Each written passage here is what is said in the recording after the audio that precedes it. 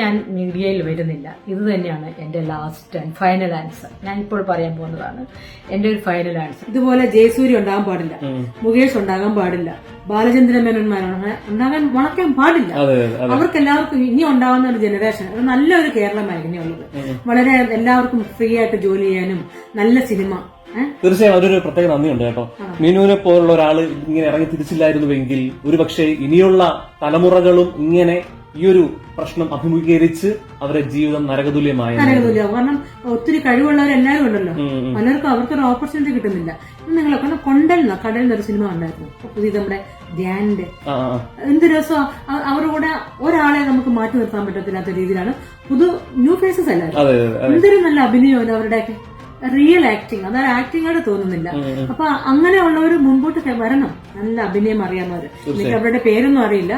അപ്പൊ ഇവര് തന്നെ ഇപ്പൊ ഇറങ്ങുന്ന സിനിമകളില് അല്ലെങ്കിൽ ഷൂട്ടിംഗ് ലൊക്കേഷനുകളില് പ്രശ്നങ്ങളില്ലെന്ന് തോന്നുന്നു. ഇതേപോലെ പീഡനങ്ങളോ ഒന്നുമില്ല, പിടിച്ചു പറയോ ഒന്നുമില്ലെന്ന് തോന്നുന്നു.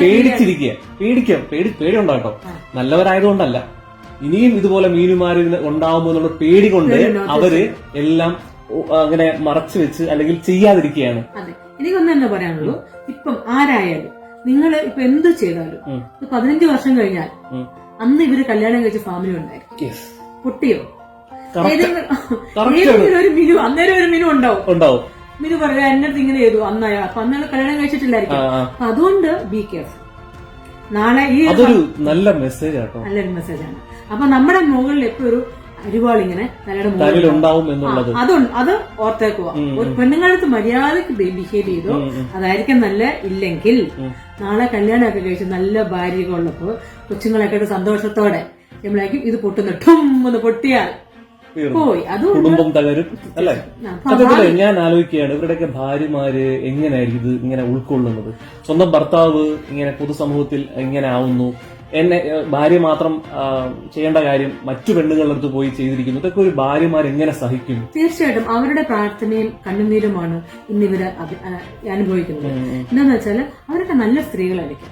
അവരൊക്കെ പ്രാർത്ഥിച്ചും അമ്പലത്തിൽ പോയും പള്ളിയിൽ പോയും നിസ്കരിച്ചൊക്കെ കഴിയുന്ന സ്ത്രീകളായിരിക്കും. അവരെയാണ് ഇവരിങ്ങനെ ചെയ്തതെങ്കിൽ ദൈവം കൊടുത്ത ശിക്ഷയാണ്. എന്നെയൊക്കെ ഒരു നിമിത്തമാക്കിയെന്നുള്ളൂ. ഞാനും വേറെ ആൾക്കാർക്ക് ഹേമ കമ്മിറ്റിയല്ല, നിമിത്തമാണ്. പക്ഷെ ഇവരോട് ദൈവം ചോദിക്കുന്ന അവർക്ക് കൊടുക്കുന്ന ഇതാണ്. അപ്പോൾ എന്താണ് ശിക്ഷയാണ്. കാരണം അവർ ഒരിക്കലും ഒരു സ്ത്രീകളെ, കാരണം പ്രത്യേകിച്ച് ദൈവവിശ്വാസികളായ പെണ്ണുങ്ങളെ ചതിച്ചാൽ പണി ഉറപ്പായിട്ടും കിട്ടും. ഒരു സ്ത്രീകളെയും ഒരു പുരുഷന്മാരും ചതിക്കാതിരിക്കും. അല്ലെങ്കിൽ പിന്നെ കല്യാണം കഴിക്കരുത്. നമ്മളെ വിശ്വസിച്ച് ഒരു പെണ്ണ് ജീവിതത്തിലോട്ട് കടന്നു വരുന്നത്. അപ്പം നമ്മളെ വിശ്വസിച്ചാണ് നിങ്ങളെ സിനിമയിലോട്ട് പറഞ്ഞു വിടുന്നത്. ഒരുപാട് പെണ്ണുങ്ങളുടെ കൂടെ ഇണങ്ങി ചേരുമല്ലോ. അത് അപ്പോഴും നമ്മുടെ ഭർത്താവ് അങ്ങനെയൊന്നും പോവില്ല എന്ന വിശ്വാസം ഉണ്ടായിരുന്നു. അങ്ങനെ പറഞ്ഞു വിടുമ്പം അത് നമ്മൾ മെയിൻറ്റെയിൻ ചെയ്യണം. വേറൊരു കാര്യം കൂടി ഉണ്ട്.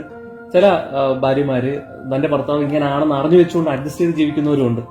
പക്ഷെ ഇന്നല്ലെങ്കിൽ നാളെ ഇതെല്ലാം അറിയുമ്പോ ഇപ്പോ ഈ സിനിമാ നടന്മാർ അനുഭവിക്കുന്ന ഒരു പ്രശ്നം ഒട്ടൊരു പ്രതീക്ഷയാണല്ലോ. നാളെ ഇങ്ങനെ ഒരു മീനും ഉണ്ടാവുന്ന ജീവിതത്തിൽ പ്രതീക്ഷ കാണില്ല. കാര്യം അവരുടെ സെലിബ്രിറ്റി സ്റ്റാറ്റസ്, അവരുടെ പണം, ഹോൾഡൊക്കെ ഉപയോഗിച്ചുകൊണ്ട് എല്ലാം അടിച്ചമർത്താന്ന് വിചാരിച്ചു. പക്ഷെ ഇതിൽ നടന്നില്ല. ഇതൊരു നല്ലൊരു മെസ്സേജ് ആയിട്ട് മുമ്പോട്ട് പോകും. തീർച്ചയായിട്ടും. ഇപ്പം മുകേഷിന്റെ ഭാര്യ സരിത ചേച്ചി ആണെങ്കിലും നമ്മളതെല്ലാം കണ്ടോണ്ടായിരിക്കും. ആ ചേച്ചി പറയുന്നതൊക്കെ നമ്മൾ കണ്ടിട്ടുണ്ട്. ഗർഭിണിയായിരിക്കുമ്പോൾ അവളുടെ അടിവേറിന്റെ ചവിട്ടി, അങ്ങനെ ചവിട്ടി എന്ന് പറഞ്ഞ ഒരു പുരുഷനോട് ഒരു സ്ത്രീക്കും ഒരു ലേശം പോലും സ്നേഹം ഉണ്ടാവും? ഉണ്ടാവില്ല. അപ്പൊ അതൊക്കെ നമ്മൾ മനസ്സിൽ വെച്ചോണ്ടിരിക്കുമ്പോ അപ്പൊ അവരുടെയൊക്കെ കണ്ണുനീരില്ലേ, അവർ പബ്ലിക്കായിട്ടാണ് കരയുന്നത്. ആ കണ്ണുനീരൊക്കെ ദൈവത്തിന്റെ മുമ്പിൽ വളരെ വിലയുണ്ട്. അപ്പം അവരൊക്കെ കരഞ്ഞ് അവരൊക്കെ സൈലന്റ് ആയിട്ടിരുന്നു. അതുപോലെ തന്നെ ബാലചന്ദ്രൻ മേനോന് എത്ര പേര്, എന്തോരം സ്ത്രീ പെൺകുട്ടികളെ, അവരുടെയൊക്കെ കണ്ണുനീരൊക്കെ. ബാലചന്ദ്രൻ മേനോനെ കുറിച്ച് നമ്മൾ അങ്ങനൊന്നും അല്ല വിചാരിച്ചിരുന്നല്ലേ. നിങ്ങൾ ആരെ കുറിച്ച് അങ്ങനെ ഒന്നും വിചാരിച്ചിട്ടില്ലല്ലോ. കാരണം ഇത് വളരെ പൊത്തി വെച്ച് ഭീഷണിപ്പെടുത്തി എല്ലാരും വെച്ചിരിക്കുകയാണ്. പിന്നെ എന്ന് വെച്ചാൽ ഒത്തിരി പേര് സിനിമയിലോട്ട് വന്നുപോയി, പോയി. ഇനി ഇവർക്ക് പറഞ്ഞാൽ കംപ്ലീറ്റ് പോകും. ഇവരുടെ വീട്ടുകാരറിഞ്ഞാല് എല്ലാം കൊണ്ടും എല്ലാം പ്രശ്നങ്ങളാവും. അപ്പൊ ഇവര് എല്ലാവർക്കും അവരവരുടെ ഡിഗ്നിറ്റിയും അഭിമാനവും ഒക്കെ ഉണ്ട്. ഇതൊന്നും മീനും ഇല്ലാത്തതുകൊണ്ടാണോ ഇറങ്ങി തിരിച്ചത്? അത് വേറെ കാരണമുണ്ടോ? എനിക്കെല്ലാരും ഉണ്ട്. ഞാനിപ്പോ വെച്ചാൽ ഞാൻ വളരെ എന്റെ ലൈഫിൽ സെറ്റിലായി. എനിക്ക് സമൂഹത്തോട് ഒരു റെസ്പോൺസിബിലിറ്റി ഉണ്ട്. എനിക്ക് നടക്കുന്നത് കണ്ട് കണ്ണടയ്ക്കാൻ പറ്റില്ല. പെൺകുട്ടികളെ അനുഭവിക്കുന്നത് എനിക്ക് അനുഭവിക്കാൻ പറ്റില്ല. അവരുടെ സേഫ്റ്റി. ഞാൻ സെറ്റിലായെങ്കിൽ എന്റെ മക്കളും മക്കളെന്ന് വെച്ചാൽ നമ്മുടെ എനിക്ക് തോന്നുന്നു നാളെയുടെ ഒരു തലമുറയും സമൂഹമൊക്കെ ഒരു മോഡലായിട്ട് റോൾ മോഡലായിട്ട് മീനുനെ കണ്ട് ഭയങ്കരമായിട്ട് ഇങ്ങനെ ഒരു മനസ്സിൽ കൊണ്ടു നടക്കുന്ന ഒരാളായിട്ട് മാറിക്കഴിഞ്ഞു. കാര്യം അവരുടെയൊക്കെ വരാനുള്ള കഷ്ടപ്പാടൊക്കെ മീനു ഫുൾ സ്റ്റോപ്പ് ഇട്ട ഒരാളായിട്ട് മാറി. അതെ, നാളെ ഒരുപാട് ആളുകൾ ഇഷ്ടപ്പെടുന്ന ഒരു ക്യാരക്ടറായി ഒരു വ്യക്തിത്വമായിട്ട് മീനു മാറിയിരിക്കുന്നു. അതെ, അത് ഇന്ന് എനിക്ക് കോടതി പോയപ്പോഴത്തേക്കും 2-3 പെൺപിള്ളേർ ഓടി വന്നിട്ട് എന്നെ കെട്ടിപ്പിടിക്കും. ഇപ്പൊ ഈ ഒരു കേസ് വന്നതിന് ഇപ്പൊ കുറച്ച് സിനിമയിൽ അഭിനയിച്ചെന്ന് പറഞ്ഞു. പക്ഷെ എനിക്ക് തോന്നുന്നു സിനിമയിൽ അഭിനയിച്ചതിനേക്കാൾ പ്രശസ്തിയായിരുന്നു ഇപ്പൊ മീനു എന്ന് പറയുന്ന വ്യക്തി. എങ്ങനെയാണ് ഇപ്പോ ആ പൊതുജനങ്ങളുടെ ഒരു റെസ്പോൺസ് എങ്ങനെയാണ്? പൊതുജനങ്ങളില് ഞാൻ ഇന്നുവരെ ഞാനിതൊന്നും സത്യനേത്രം അർഹിക്കുന്നില്ല. ഇനി എനിക്ക് ആരുടെ ഒരു സിമ്പതിയും വേണ്ട, ഒന്നും വേണ്ട, എന്നെ വിട്ടേരെ ഞാൻ അതിലേ പോകണം. സത്യം പറഞ്ഞു ഇവിടെ ഒന്ന് നമ്മുടെ കേരളം അല്ലെങ്കിൽ നല്ലതാണ്, സ്ത്രീകൾ സുരക്ഷിതമാണ്, ഇത്രയും ഞാൻ ആഗ്രഹിച്ചുള്ളൂ. എനിക്ക് ആരുടെ ഒന്നും വേണ്ട, ഒരു 5 പൈസ മുട്ടായി പോലും വേണ്ട. പക്ഷെ ഇപ്പൊ നിങ്ങൾ തരുന്ന ഈ ഓവർ എന്നെ സ്നേഹവും റെസ്പെക്റ്റും എനിക്ക് വല്ലാതെ ശ്വാസം മുട്ടുക. ഇങ്ങനെ എന്താ സംഭവം? എനിക്കത് എന്നിട്ട് ഞാൻ കഴിഞ്ഞ ദിവസം പറഞ്ഞു, മീനു അല്ലേ? ഞാൻ പറഞ്ഞു അതെ, ഒന്ന് ഹഗ് ചെയ്തോട്ടെ. ഒരു അഡ്വക്കേറ്റ് സ്ത്രീ ഒന്ന് ഹഗ് ചെയ്തോട്ടെ. ഞാൻ പറഞ്ഞു പിന്നെന്തോ. അപ്പൊ ഒറ്റ കെട്ടിപ്പെടുത്തുന്നതല്ല, എല്ലാവരും മുമ്പ് വെച്ചു. അറിയാമോ, എനിക്കൊന്നും വല്ലാണ്ടെങ്കിൽ ശാസ്ത്രത്തിൽ ഭയങ്കര ഓവർ സ്നേഹമായി പോയെന്ന്. ഇന്ന് നടുറോട്ടിൽ വെച്ച് 2 സ്ത്രീകൾ വെച്ച് പറഞ്ഞു, ഇനി ചേച്ചിയല്ലേ? അതെ. വളരെ സന്തോഷം, ഞങ്ങൾ കാണുന്നുണ്ട്. കൈ പിടിച്ചിട്ട് ഇങ്ങനത്തൊക്കെയോ ചെയ്യുന്നത്, എന്നെ വിടണില്ല. ഒരു സെലിബ്രിറ്റി സ്റ്റാറ്റസിലേക്ക് മാറി കഴിഞ്ഞു. ഓ, അത് വേണം. അങ്ങനെയൊന്നും വേണ്ട. ഞാൻ എവിടെയെങ്കിലും ജീവിച്ചോളാം. എല്ലാവരും സുരക്ഷിതരായിരിക്കും. എല്ലാവരുടെ നന്മയെ ഞാൻ ആഗ്രഹിക്കുന്നുള്ളൂ. ഈ പറഞ്ഞ ജയസൂര്യ എനിക്ക് ശത്രുവല്ല, മുകേഷ് എനിക്ക് ശത്രുവല്ല, ബാലേന്ദ്രൻ ഒന്നും എനിക്ക് ശത്രുവല്ല. പക്ഷേ ഇനി ഇവരെ പോലെ നിങ്ങൾ ചെയ്ത തെറ്റിനും നിങ്ങൾ ചെയ്ത ഉപ്പ് തിന്നുന്ന വെള്ളം കുടിക്കണം. നിങ്ങൾ ചെയ്ത തെറ്റ് മറ്റുള്ള ന്യൂ ജനറേഷൻ ഒരു പാഠമാകാൻ വേണ്ടി നിങ്ങൾ പ്ലീസ് കോപ്പറേറ്റ് ചെയ്യുന്നുണ്ട്. കാരണം നിങ്ങൾ തെറ്റ് ചെയ്തവരാ. നിങ്ങൾ ഇതിൽ കൂടി പോയേ പറ്റത്തുള്ളൂ. കാരണം പുതിയൊരു നല്ലൊരു ജനറേഷൻ ഉണ്ടാകാൻ വേണ്ടി തീർച്ചയായിട്ടും. ഇല്ലെങ്കിൽ ഇവര് ഇല്ല എന്ന് പറഞ്ഞാൽ ഞാൻ പറയട്ടെ, ഞാൻ ദൈവം എപ്പോഴും നീതിയുടെയും സത്യത്തിന്റെയും കൂടിയാണ്. അതുകൊണ്ട് എനിക്ക് അറിയാം, ഞാൻ സത്യം എനിക്കിപ്പോ ചുമ്മാ എനിക്ക് എന്ത് കിട്ടാനാ? ഞാൻ പറയട്ടെ, ഞാനിത് ഇറങ്ങി ധൈര്യമായിട്ട് ഇറങ്ങി. എനിക്കറിയാം എന്തിന്റെ കോൺസിക്വൻസസ് എന്തൊക്കെയാന്ന് എനിക്ക് നന്നായിട്ട് അറിയായിരുന്നു. പക്ഷെ അതിലൊന്നും ഐ ഡിഡ്ന്റ് ബോദർ. കൂടി വന്നാൽ മലയാളി എന്ത് പറയും അതെനിക്കറിയാം. കൂടിപ്പോയ മലയാളത്തിൽ എന്താ പറയാൻ പോണേ. പക്ഷെ അത് കുറച്ച് ഞെട്ടിച്ച സംഭവം വെച്ചാൽ പോക്സോയാണ്. സ്വപ്നത്തിൽ പോലും വിചാരിച്ചില്ല കേട്ടോ. അത് വന്ന പോലെ എന്തോ അതങ്ങ് പോയി. എന്നാലും അങ്ങനെ അതുണ്ടായി, മോശ വീഡിയോ ഉണ്ടായി, ലൈഫ് ത്രെട്ട്, നിന്റെ തലയ്ക്കോ കഴുത്തിന് മേലെ തലയ്ക്ക് അങ്ങനെയല്ല. അതെല്ലാം എനിക്ക് ഐ ഡോണ്ട് ബോദർ. അത് തലയുടെ മുകളില് കരുത്തിന്റെ മുകളിൽ തലയിരിക്കണോ വേണ്ടോ എന്ന് തീരുമാനിക്കുന്നത് ഇവിടെയുള്ള മനുഷ്യന്മാരല്ല, ദൈവമാണ്. കാരണം എനിക്ക് മനുഷ്യന്മാരെ പേടിയില്ല, എനിക്ക് ദൈവത്തെ പേടി. ദൈവം തീരുമാനിക്കണം, അല്ലേ? ഇതിനു മുമ്പ് പലരും എന്നെ ഭീഷണിപ്പെടുത്തിയിട്ടുണ്ട്. നീ 6 മാസത്തിനുള്ളിൽ നീ ഈ ഭൂമിക്ക് മുകളിൽ ഇരിക്കില്ല എന്ന് പറഞ്ഞാണ്. 6 മാസത്തിനുള്ളിൽ ആക്സിഡന്റ് തട്ടിപ്പി. ഞാൻ സന്തോഷിക്കുകയല്ല, നമ്മൾ അങ്ങനെ ആരും പ്രവചിക്കാൻ പാടില്ല. അത് നമുക്ക് തന്നെ വന്നു. എന്നെ അങ്ങനെ ഭീഷണിപ്പെടുത്തിയ രണ്ടുപേരും 6 മാസത്തിനുള്ളിൽ 6 മാസം എന്റെ അടുത്ത് പറഞ്ഞു. പിന്നെ കൽപ്പന ചേച്ചിയില്ലേ, കൽപ്പന ചേച്ചിയാണെങ്കിൽ എന്റെ അടുത്ത് കൽപ്പന ചേച്ചിയൊക്കെ ഭയങ്കര കോമഡി. മരിച്ചതിനെ പറ്റി കുറ്റം പറയാൻ പാടില്ല, എങ്കിലും ഞാൻ എന്റെ ഒരു അനുഭവം ഞാൻ പറയാണ്. അത് എല്ലാവർക്കും ഒരു മെസ്സേജ് ആക്കണം ഞാൻ പറയുന്നത്.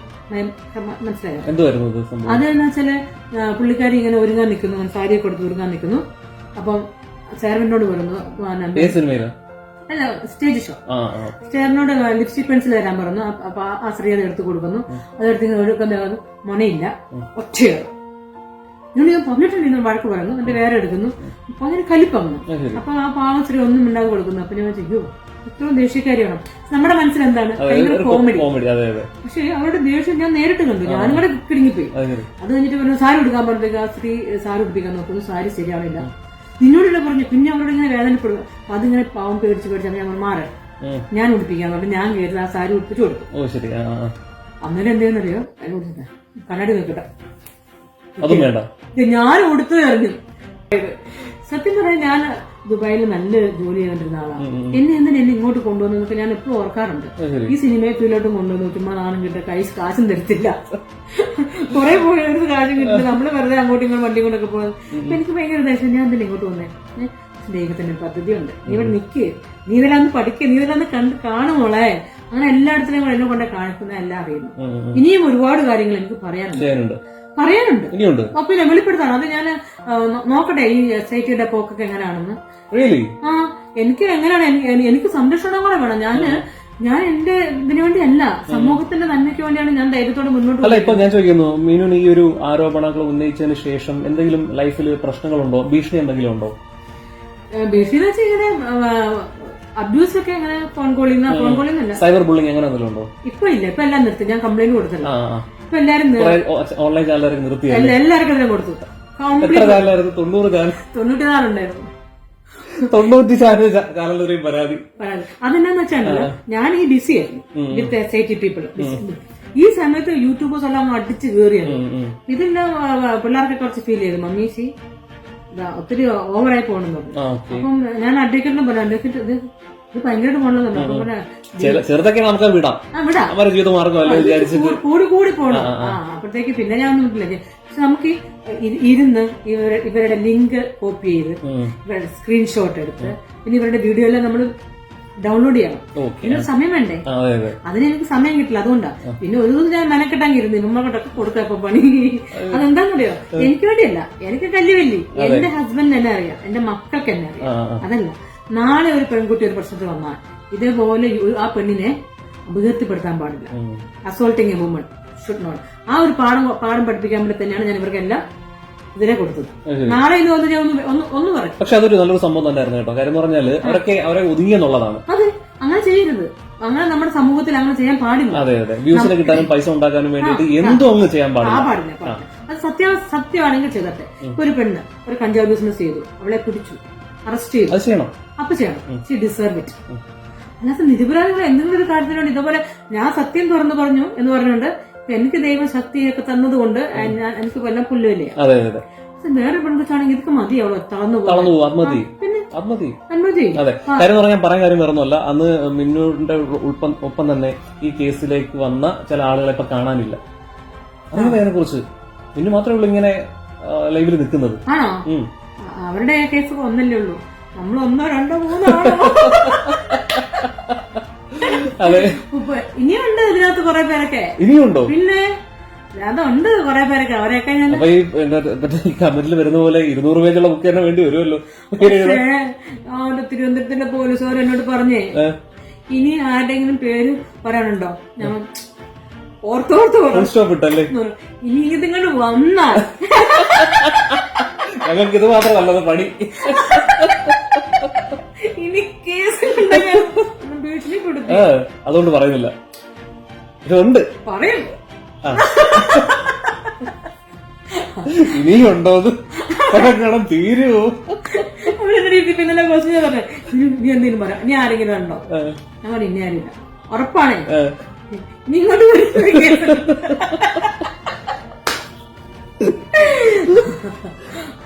എന്തായാലും ഞാൻ ഇറങ്ങി നനഞ്ഞു. ഇനി കുളിച്ചിട്ട് കേറുന്നുള്ളൂ.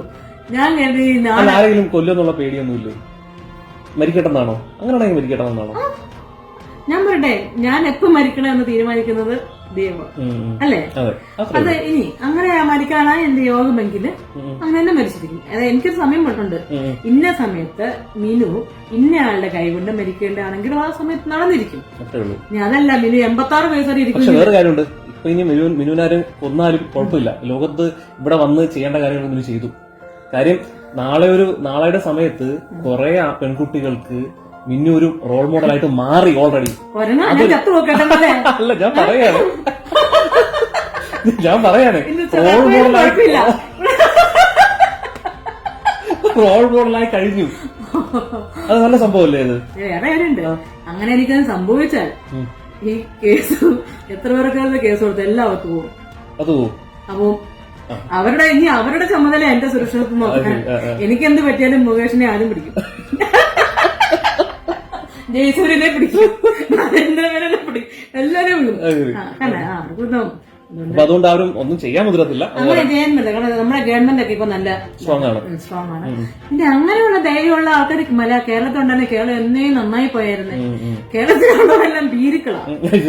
ആണ് എനിക്കത് മനസ്സിലായത്. ഇവർ ശരിക്കും ഭീരുക്കൾ. ഇവർക്ക് ശരിക്കും ഒരു തുറന്നൊരു കാര്യങ്ങൾ പറയാമെന്ന് ആർക്ക് ഈ യൂട്യൂബിൽ കൂടെ ഫേക്ക് ആക്കി വെച്ചിട്ടുള്ള ഇതുള്ള അവർക്ക് അറിയത്തുള്ളൂ. ഒരു നീണ്ട നട്ടല് നിവർത്തി നിന്നിട്ട് സംസാരിക്കാൻ ഞാൻ കേരളത്തിൽ കണ്ടിട്ടില്ല. എല്ലാം ഭീതികൾ ഓടി ഓടി. ഇപ്പൊ തന്നെ എനിക്ക് ഈ പ്രശ്നം വന്നു. ഇതിന് ഫോൺ ചെയ്യുന്നില്ല.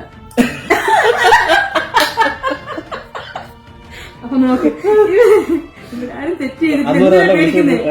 ഇവരാരും തെറ്റ് ചെയ്തിട്ടില്ലോ. ഹലോ ചേച്ചി അല്ല എന്നാണ്ട് സുഖല്ലേ? പേടിയോ? എന്റെ ഫോണെങ്ങാനും ടാപ്പ് ചെയ്തിട്ട് ഇവരെ വിളിച്ചതെന്താ? Yes madam. ഞങ്ങള് SIT വിളിക്കുന്നത്. പറയൂ മാഡം. എന്തിനാ നിന്നെ വിളിച്ചത്? നിന്നെ ചേച്ചി എന്റെ ഫ്രണ്ടാണ്. എത്ര നാളായിട്ട്? അതൊന്നും ഓർമ്മയില്ല. അങ്ങനെ പറയാതെ ചങ്കിട്ടുണ്ടാവണം. ഞാൻ വരെ വിളിക്കാറുണ്ടായിരുന്നു. എന്താ മാഡം കുഴപ്പമൊന്നും ചോദിക്കണം. അതിനെ വരെ പേടിച്ചിട്ട് ഞാൻ വിളിച്ചാൽ എടുക്കത്തു പോലില്ല. പേടിയാണ്. അത്രയും പേടിച്ച് അങ്ങോട്ട് ജീവിക്കരുത്. നമ്മള് ഞാൻ പറയാം, നമ്മള് തെറ്റ് ചെയ്താലേ പേടിക്കാവുള്ളൂ. അത്രേ ഉള്ളൂ. പലരും തെറ്റ് ചെയ്തിട്ടുണ്ടോ? വല്ല ബിസിനസ് ഒക്കെ ചെയ്യുന്നതായിരിക്കും. ആ പേടി ഉണ്ടായിരിക്കും. എന്നെ സംബന്ധിച്ച് ഞാൻ വളരെ പത്രമായിട്ട് തങ്കം എന്നല്ല. എന്നോട്ട് ഇങ്ങനെ ഇല്ലീഗലായിട്ട് ഞാനൊന്നും ചെയ്തില്ല. ഞാനിവിടെ പ്രാർത്ഥനയൊക്കെ ആയിട്ട് ഞാൻ എന്റെ മോനുമായിട്ട് സുഖമായിട്ട് സമാധാനമായിട്ട് കഴിയും. ഇപ്പൊ എന്റെ റെസ്റ്റ് ലൈഫാണ്. അപ്പൊ ഇനി പിള്ളേരെ വളർത്തുന്ന ഒരു ബുദ്ധിമുട്ടെന്ന് വെച്ചാൽ അത് ഒരു സ്ട്രഗ്ലിംഗ് ആയിരുന്നു. കൊച്ചുങ്ങൾക്ക് എക്സാം ആണ്, എഡ്യൂക്കേഷൻ കൊടുക്കുക. ഇപ്പൊ അവരൊക്കെ വലുതായി. രണ്ടുപേരും എന്നെക്കാളും വലുതായി. ഇപ്പം മോനെ കട ചില ദേഷ്യം വരുന്നുണ്ട്. ഹസ്ബൻഡ് ആണോ? അങ്ങനെ. അപ്പൊ അത്രത്തോളം അവർ വലുതായി. ഇനി എനിക്കെന്താ പറയാ, ഇനിയുള്ള ജീവിതം അടുത്ത മക്കൾക്കും അമ്മയാണ്. മനസ്സിലായി? ഇനിയുള്ള പിള്ളേർക്കും ഞാൻ മമ്മിയാണ്. നിങ്ങളുടെ ഉത്തരവാദിത്വവും സുരക്ഷിതവും ഞാൻ നോക്കും. ഞാനൊരു ഇന്ത്യൻ വുമണാണ്, ഇന്ത്യൻ സിറ്റിസൺ ആണ്.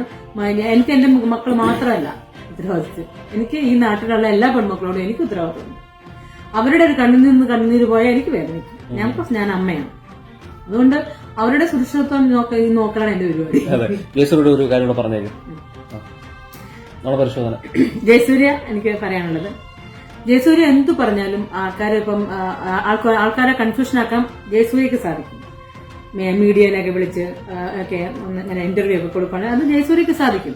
പക്ഷെ അതിനെല്ലാം ഉപരി നമുക്കൊന്നേ ചെയ്യാനുള്ളൂ. ഈ ജനങ്ങളെ വിശ്വസിപ്പിക്കണമെങ്കിൽ ഞാൻ റെഡിയാണ് നുണ പരിശോധന ടെസ്റ്റിന് വേണ്ടി. ജയസൂര്യ റെഡിയാണോ? ഞാൻ 101% ഞാൻ റെഡിയാണ്. ജയസൂര്യ അന്നത്തെ ദിവസം എന്നെ എന്താ ചെയ്യുന്നത് കൃത്യമായിട്ട് വള്ളി പുള്ളിയില്ലാണ്ട് തന്നെ ഈ നുണ ടെസ്റ്റിങ്ങിലും ഞാൻ ഹിപ്നോട്ടിസ് എന്തോളം ചെയ്തോ ഞാൻ അങ്ങനെ എന്നെ പറഞ്ഞിരിക്കും. കാരണം അതാണ് സത്യം. പക്ഷെ ജയസൂര്യക്ക് പറയാൻ പറ്റില്ല മോനെ. കാരണം അത്